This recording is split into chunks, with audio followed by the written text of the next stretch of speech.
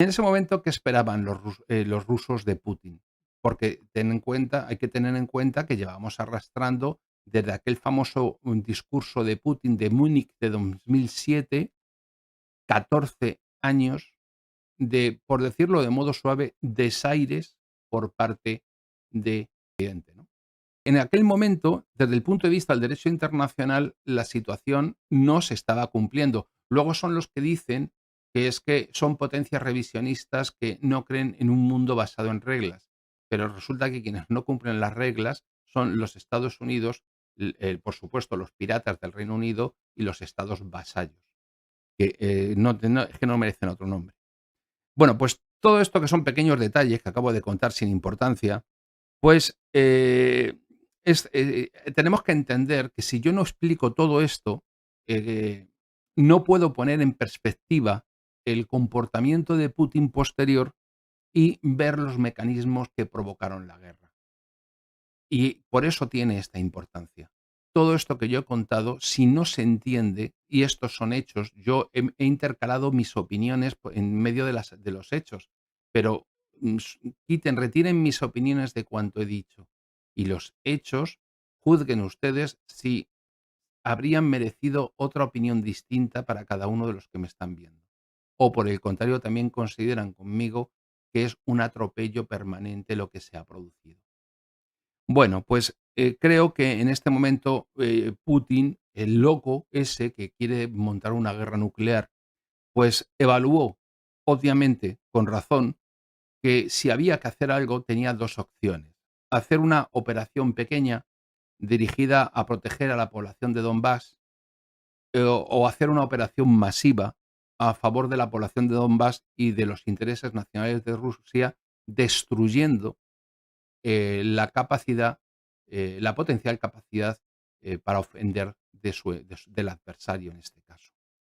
¿La diferencia cuál era entre una y otra?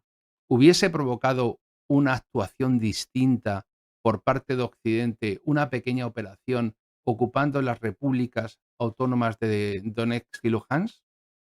¿O se hubiese encontrado, por ejemplo, con la misma reacción a nivel de sanciones o a nivel mundial que ha tenido con la operación militar especial? Entonces, Putin, en mi opinión, con buen criterio, desarrolló la operación máxima con los máximos objetivos y porque las consecuencias sean las mismas, por lo tanto, se fue a la solución máxima. Ya hemos tratado el otro día que cuál era el objetivo de Rusia. Eh, Bien, Rusia ha seguido suministrando en gas a Ucrania. Los rusos no lo han impedido, no les han cerrado Internet. No han destruido el suministro de agua de toda Ucrania. Por cierto, ¿nos puede contar alguien quién voló la famosa presa del Dnieper? Porque como aquí hay alguien que hace cosas y luego nunca se sabe quién ha sido, pues, pero el enfoque, bélico ruso es muy diferente al de la OTAN. ¿Por qué? Porque la OTAN, cuando ha atacado a la ex Yugoslavia, Irak, a Libia, son países que cuando llegan, destruyen completamente el suministro de todo, de luz, de agua, de cualquier tipo de energía, de cualquier suministro, y además toda la infraestructura del país, reduciéndolo y devolviéndolo a la edad de piedra. Y luego es cuando aparecen, eh, por allí las fuerzas de tierra a ocupar el terreno. ¿Podría haber decidido Rusia obrar así en febrero de 2022? Si es así, eligió no hacerlo. Y luego veremos por qué. Porque el enfoque ruso, aquí hay un dato para que podamos valorarlo. Normalmente la OTAN lo que hace es que por cada baja propia provoca múltiples bajas civiles. No tenemos más que ver lo que pasó en Irak o lo que ha pasado en Afganistán. Todos hemos visto imágenes de los drones pilotados desde Estados Unidos matando civiles en estos rincones del mundo que tampoco tienen tanta importancia para nadie, porque total. Y ahí tenemos, pues no sé, los países de África donde han estado, donde luego hacen películas como Black Hawk Derribado, en la que matan allí en Mogadiscio a cientos de personas un día y cosas así. Bueno, pues Rusia, el viernes 4 de marzo de 2022, la ONU informó de 265 civiles ucranianos muertos. Lamentables, por cierto. Pues la noche, el Ministerio de Defensa ruso calculó el número de soldados rusos muertos en 498. Yo ahora les invito a que me digan en qué operación de la OTAN hay más soldados de la OTAN muertos que civiles del país que están invadiendo. ¿Cuándo, dónde y cómo se ha producido eso? Nunca. Con lo cual, vemos la diferencia de enfoque, porque una vez más los hechos son opinables, lo que no son es discutibles, ¿no? Bien, el 24 de marzo de 2021, Zelensky emitió un decreto presidencial para recuperar Ucrania. Para recuperar Crimea. Luego comenzó a desplazar las unidades del ejército ucraniano al sur y al sureste del país hacia Donbass. A partir de ahí, hubo una importantísima concentración de tropas ucranianas en la frontera sur del país con Crimea. Zelensky siempre ha sostenido, y lo vamos a ver ahora, que los rusos no iban a atacar Ucrania. El ministro de Defensa de Ucrania también lo confirmó en repetidas ocasiones. Y también lo hizo el jefe del Consejo de Seguridad de Ucrania, que declararon en diciembre y enero de 2021 y 2022 que no había señales de un ataque ruso contra Ucrania. Son manifestaciones, repito, del presidente de Ucrania, del ministro de Defensa y del jefe del Consejo de Seguridad de Ucrania de los meses de diciembre y enero de 2021 y 2022. Bien, s-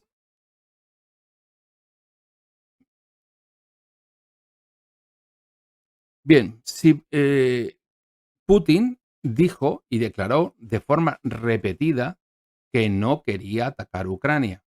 ¿M? Por lo tanto, parece confirmar lo que las propias autoridades eh, ucranianas estaban reconociendo. ¿Qué es lo que ocurre? Que esto, pues, no es exactamente lo que convenía a Estados Unidos. Estados Unidos quería empezar una guerra y para empezar la guerra, además, es que no tenía tampoco demasiado interés en Ucrania. El verdadero interés de Estados Unidos era aumentar la presión sobre Alemania para cerrar el Nord Stream 2.